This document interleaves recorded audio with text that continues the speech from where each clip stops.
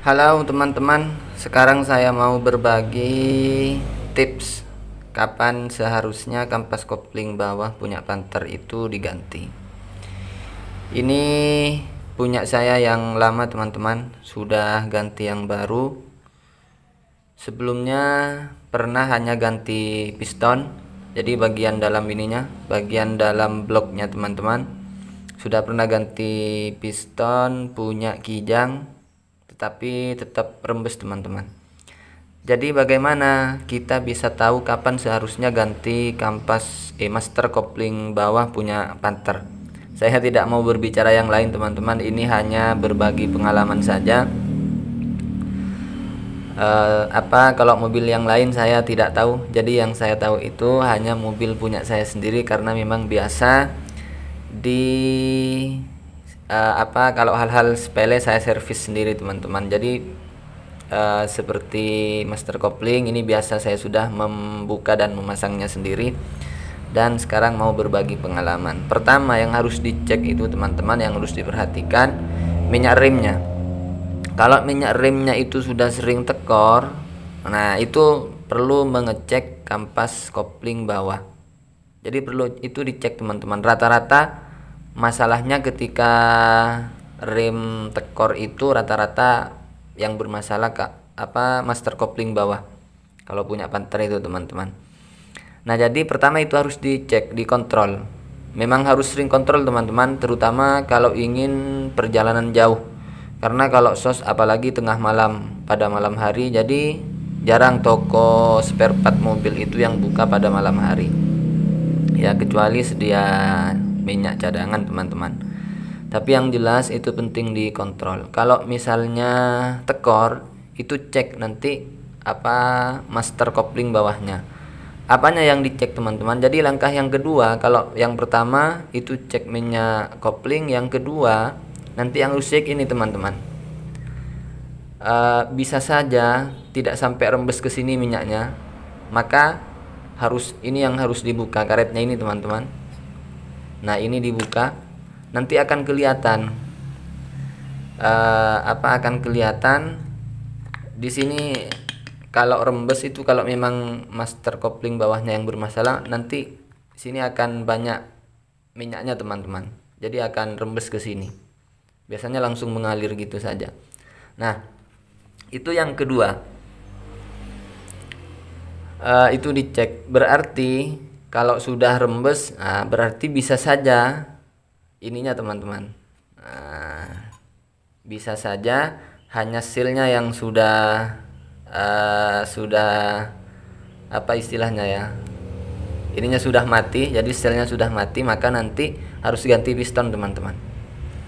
Nah jadi ganti pistonnya ini, saya dulu yang ganti piston ini punya kijang, tetapi ternyata tidak lama pemakaian, sekitar paling 1 bulan, ternyata rembes lagi teman-teman. Jadi kopling itu sering terasa berat, terasa keras ketika diinjak itu teman-teman koplingnya. Nah jadi rembes lagi, kemudian saya cek lagi, ternyata ini teman-teman. Nah ini kemakan sebelah. Karena sudah kemakan sebelah ini, maka masalahnya itu ada di bloknya teman-teman. Nah ketika sudah bloknya yang bermasalah, maka nanti harus ganti total teman-teman. Antara master kopling bawahnya itu harus ditotal, jadi harus komplit. Kalau komplit itu begini, jadi ininya blok, pistonnya, kemudian gentongannya ini juga, jadi ini komplit. Nah harus beli yang komplit teman-teman.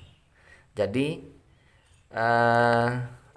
kalau sudah sampai kemakan begini, itu bisa dipastikan bloknya yang bermasalah, bukan hanya soal sealnya teman-teman. Kalau hanya sealnya yang mati, bisa ganti piston saja, harganya sekitar ada yang 45 ribuan gitu ya, sekitar itu harganya kalau hanya ganti piston punya kijang. Kalau yang ori, sealnya hanya satu teman-teman, katanya lebih awet punya kijang. Nah, tetapi ya kalau ini teman-teman, ini sudah kemakan sebelah. Jadi memang ininya yang bermasalah. Apa istilahnya? Sudah gentong. Jadi ada ininya memang sudah baret. Korosi ya. Nah, maka saya ganti ganti komplit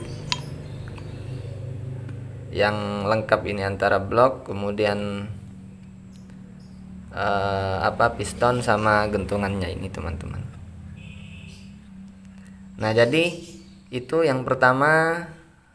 Minyak rimnya kalau sudah sering berkurang, itu ininya dicek. Bisa saja hanya kalau ininya aman hanya ganti piston, tapi kalau memang ininya yang tidak aman nanti beli komplit. Harganya itu perkiraan 115.000, tapi bisa saja di toko-toko yang lain harganya berbeda-beda. 115.000 merek Saneko.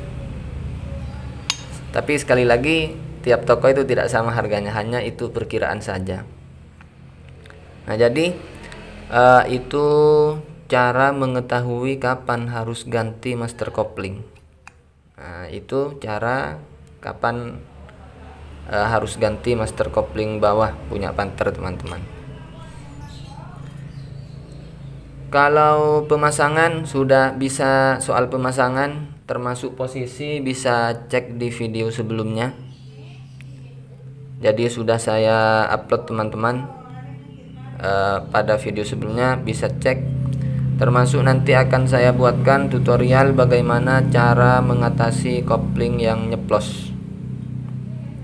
Nah, nanti saya akan buatkan tutorialnya bagaimana mengatasi kopling yang nyeplos. Tapi untuk mengetahui kapan kita harus mengganti master kopling bawah punya Panther, saya pikir itu sudah cukup teman-teman. Jadi cukup melihat dari master kopling punya saya ini yang sudah lawas. Kalau memang bloknya yang bermasalah, jangan hanya ganti pistonnya teman-teman. Jadi langsung beli yang baru saja. Itu hanya saran. Tapi kalau memang ada yang ahli untuk memperbaiki ini, ya tidak ada masalah. Itu hanya opsi dari saya, dan itu pengalaman saya mengatasi KR saya ketika trouble teman-teman. Ya, mungkin ini saja, terima kasih, semoga bermanfaat. Kalau bermanfaat ya jangan lupa bantu agar channel ini bisa berkembang teman-teman. Jangan lupa subscribe. Sekian, terima kasih.